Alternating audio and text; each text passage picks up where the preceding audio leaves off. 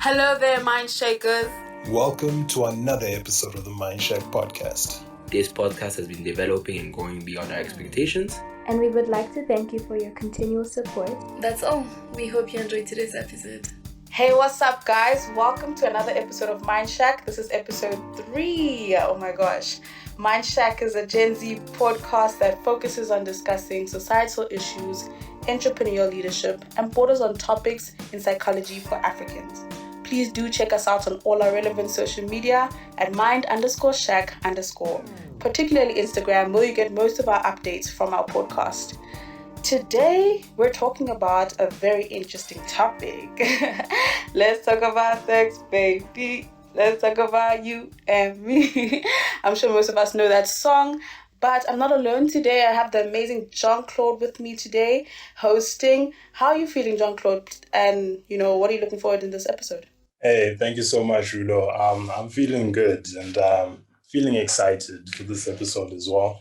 I think it's going to be a good episode in the sense that we're talking about something that is probably being led by a lot of tradition and culture for reasons that could be positive or negative within the African context. So I'm very excited to break down how better we can understand and speak about the topic transparently. You're right.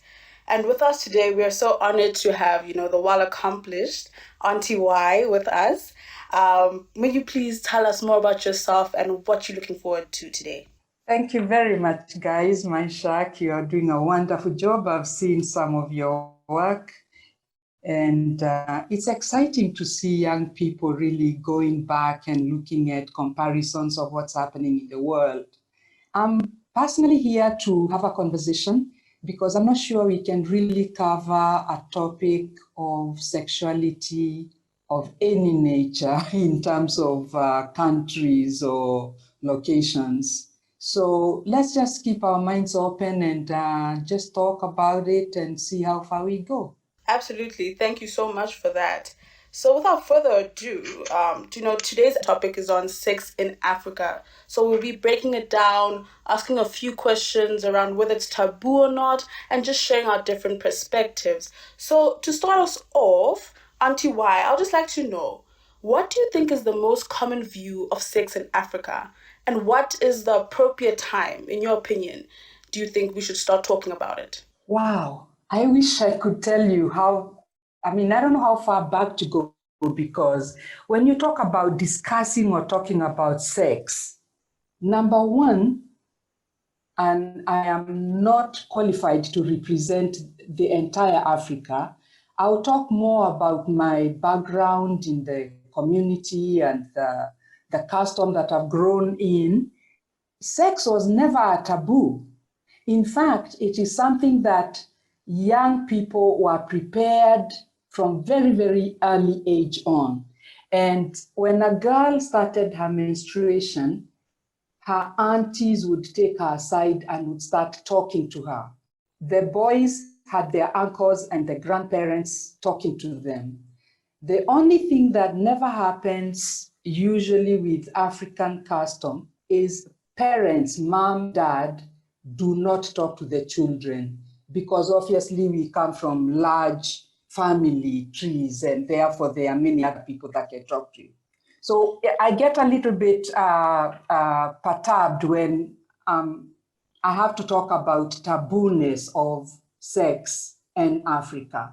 Then a lead question for me would be understanding a little bit of the perspective, why the perspective has been created and basically accepted or not accepted by African communities. Are you able to speak on that? Yes, I will speak on that, because what has happened is Africans, and I'm talking about customs, whether it is West, East, South, it doesn't matter where, each one of those tribal people or customs or cultures had their own way of communicating. They knew the timing.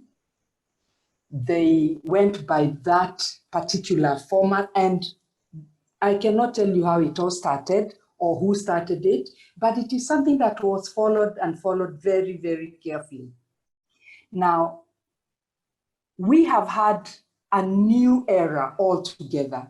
And as I'm talking to you, I'm imagining, I'm sorry we did not catch up earlier to find out the age differences. You're talking to me and I'm over 50. I imagine you're still in school, so you cannot be over 25, maybe, if anything. So here we go. You have grown up in an era where everything was, as we started the topic, let's talk about sex, baby. You know, it's out there and it's thrown at you in all manner of ways.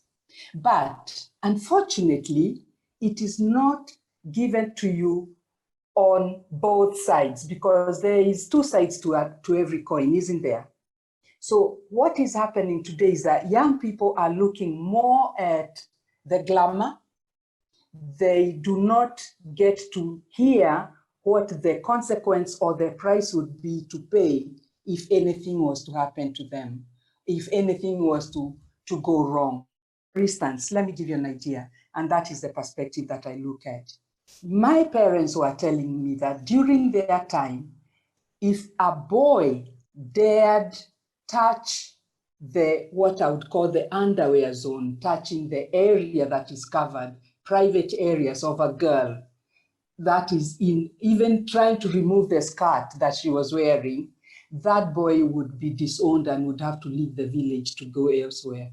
Now, imagine that and bring it back to this era. There's a big, big difference, because today what we are doing is we are asking for a right to go out, a right to have a girlfriend, but at what point and when do we do that? So it mixes everything and brings us to realize that everything it needs to be talked about, and we need to go back and see how Africans really used to do it before we were given all this freedom that was literally thrown at us without really being segmented with description or any manual. So how do you think it has been any changes between how sexuality is viewed, how it was viewed before and how it is viewed now? Yeah, there's a big change, and the change is that because my generation did not get to hear from their parents, but there were aunties that were telling us everything that we needed to know. What's happening now is that the aunties are no longer there. We have gone into having, fences in our homes. So anybody who is not inside the fence cannot be able to really tell somebody anything, including the young people. So the change now is that the parents of the young people today still have a problem communicating the subject of sexuality to their children. And when they try to do it, for lack of being able to communicate the right way, they normally always come out as if they are accusing the young people, their children, of course. And if you listen to the older generation, you would hear them saying, oh, young people these days, oh, young people these days, but they never finish that statement and what it is they want to say.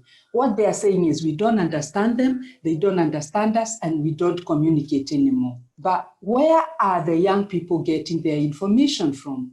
As opposed to where it used to be the aunties, the uncles, and the grandparents, it's now on YouTube or the social media, or the books are there. There's so many resources where we can get information. So the difference starts from there, because I'm not sure that when you go to social media or watch a film and see something that glitters and it's beautiful, whether it actually teaches you anything apart from the fact that it gives you desire. And when it gives one desire, they go and out of curiosity try to do something, and it might a boomerang.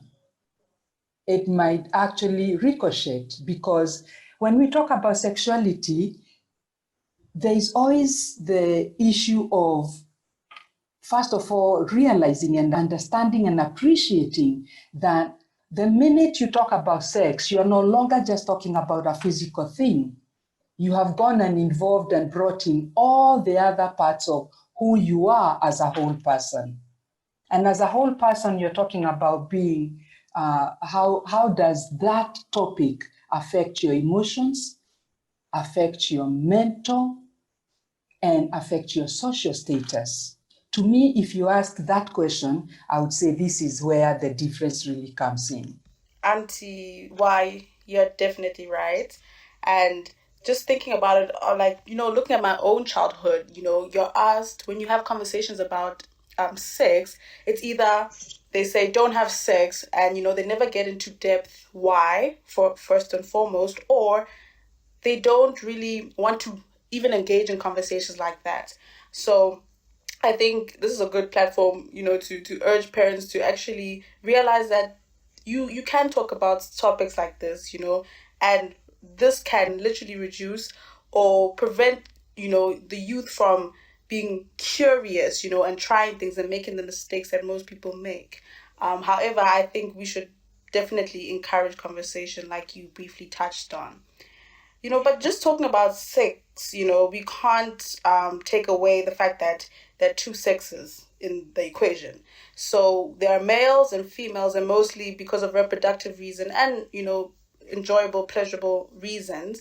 So I just wanted to know from you, do you think that Africans view female and male sexuality differently? Are there any advantages that males have that females don't have, or vice versa? I believe, and I don't mean to insult anyone there, JC, please forgive me, but in the African perspective, I think there is always that control by the male and having the upper hand.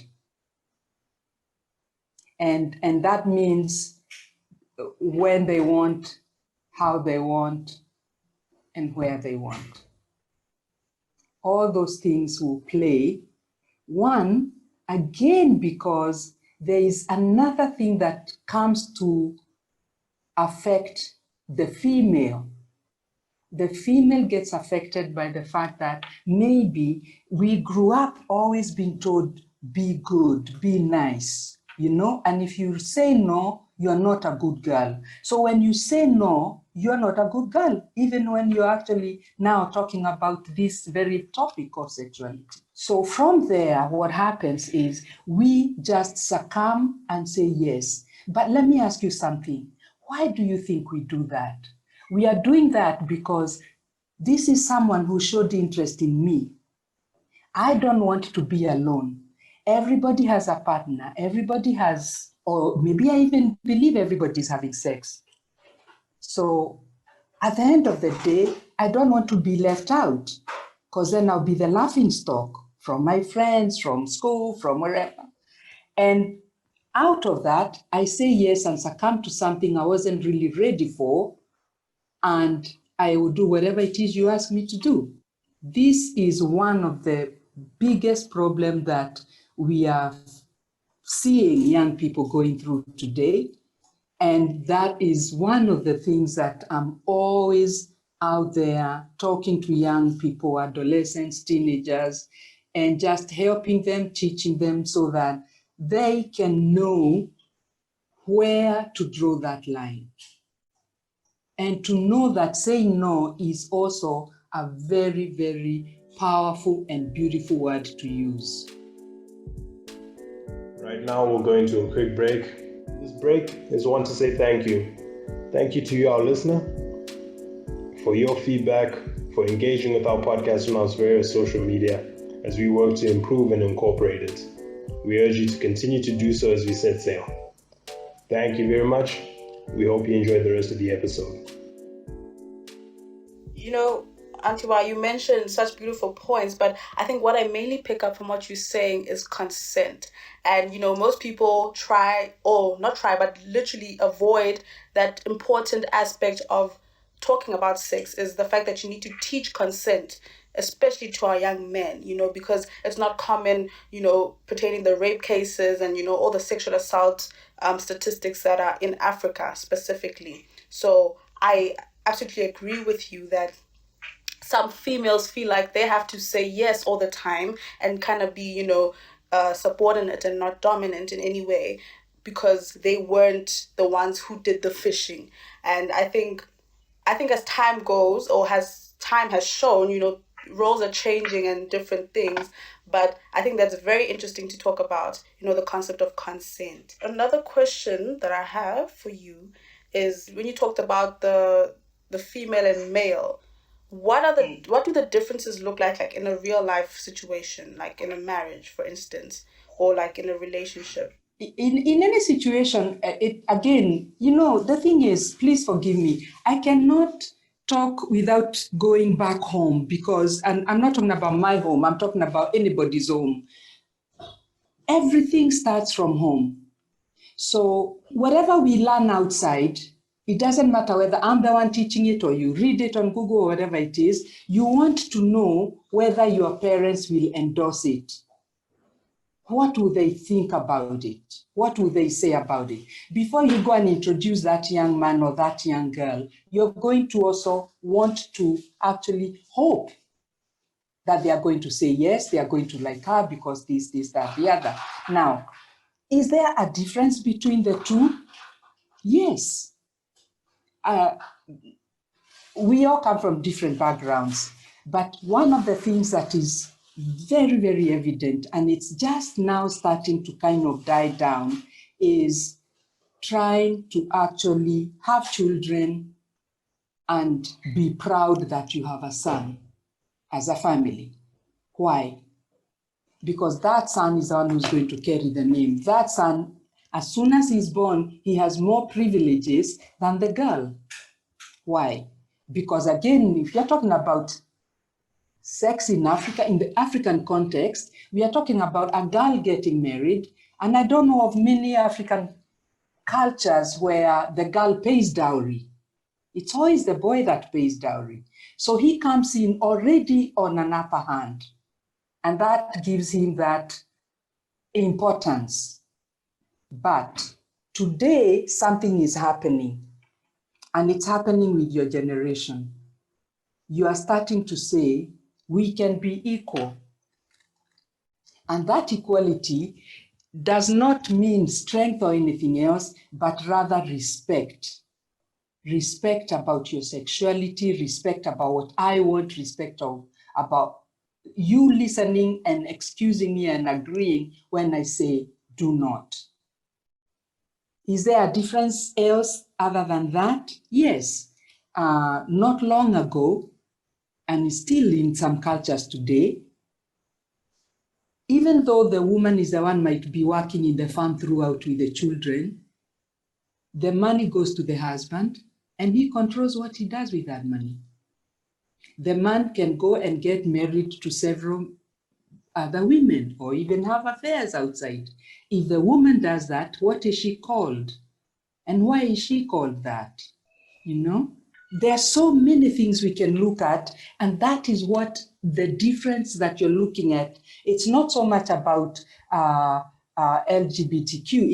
It's about what role do I, as a female, does he, as a male, play in this relationship? So then, with the problems we have in this world, so much starts at the home, with the parents, how they brought up their kids. And I think that also plays part and parcel with sex education in general.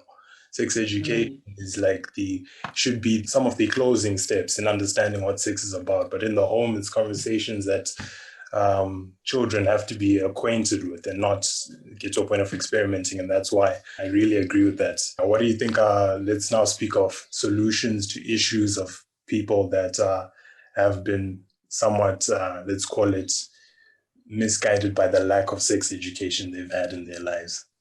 For the last 20 years, I've been talking and teaching what I call creating positive relationships. And it's really a sex education program, but it does not hit anyone on the head to tell them don't. It guides them by telling them, if you start by first respecting yourself, you will be able to then say you are valuable enough, and whoever it is you associate yourself with has got to also be as valuable and therefore respect the same of you. Once you pass from that point, sex education becomes one where you are saying, we are going to see whether we can be compatible. I'm going to see what love is and understand what love stands for, because it is so possible to have sex and not love. Is it? Yes. You can, it's happening every day. And in fact, you will hear someone, it's nothing. It was just sex. But hang on, is that all it was? So the young people today need hearing the talk of sex is so that they can understand that there will be a time, and I am the first person to say it's the most beautiful thing that should be anticipated, but should not be rushed into. If parents can get that and know that they need to prepare their children that one day you will drive a car, but until you're 18, you are not going to get a license. So why would you go and want to do anything when you're 15 just because you have this feeling that tells you you're in love? When it comes to those things, there are so many different ways of looking at it. Number one, yes, we are growing physically, and physical growth does not determine just because you are that much taller or however old you are in terms of you are now 14 or 15, you can rush into it. But even at 18, 19, if you had not been prepared or given any foundation of talking or listening to anybody who cared enough to help, you will still make those mistakes. So it goes and affects your emotional standing because there will be regrets. It can affect us physically because even physically, after that act has happened, it's very possible that something else comes along. It could be an STD, it could be a pregnancy, but then there's the argument of, but we have all the protection we need. We don't need to worry about that. So what I'm trying to drive at is we have to weigh all the balances, check and balance, until we can be able to say that person is ready, they understand, and the choice you make is going to be a choice that is yours and you're ready to take responsibility for it. Not blame, but responsibility for it. Having said that, this completely exonerates anybody who has ever been sexually abused, because when we talk about sex, let's also remember there are many people who are having issues, problems that they did not invite. I don't know about you, Jay, but I'm so grateful about the wisdom, the gems that have been dropped right now. You mentioned such a beautiful thing about respect, and I agree with you that so many people don't value the act anymore. People just say it's just sex, you don't really need to, take anything from it, but just like the pleasure, I guess. But for me personally, I think, this is my personal view, that it should be valued and it should be, done in a containment. And I think that's what you're kind of trying to portray. Do you think that the more African youth become sexually liberated, do you think that's a good thing or a bad thing? What are the pros and cons that will come with that? I no longer look at Africa as Africans. We are children of the universe. Where are you calling me from? You could be all over. I don't know where you are. Some of us are, but we are, who are we? We are children of the universe. You go out there, you meet someone from the part of the country where you are, the world where you are. You are listening to the same music. You are talking the same language. You're watching the same movies. At what point then do I draw you now and make you and pull you away? My child, you are an African. And if I do that, You're going to rebel and you're going to run away farther away from me. And there crumbles the family. Mine is to just put you back on the rail if you derail. If there is a saying in Africa that says, you know, when you're beating a child, if you imagine your hand, take your right hand, if you hit on the outside, towards outside of yourself, of your body, you're chasing away, okay? But we don't do that in Africa. We beat by bringing the hand inside. In other words, I'll smack your bottom, but I will also embrace you and tell you, sweetheart, I smacked you because I wanted you to learn. I don't know, but that to me is the same thing that a lot of parents wish for us, but we are unable to actually communicate it to the young people so that they can get to see what that means.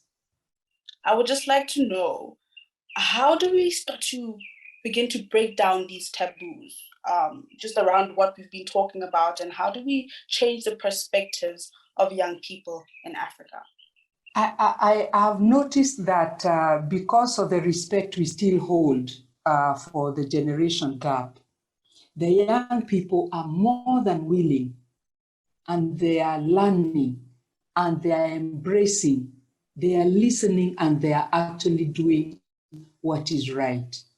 Unfortunately, if in any culture, because there are so many of us and so many of them, go out there and you are forced or told you have to do this because of ABC by your family, that could actually be the problem that we are unable to bypass in order to become the free people that we want to be.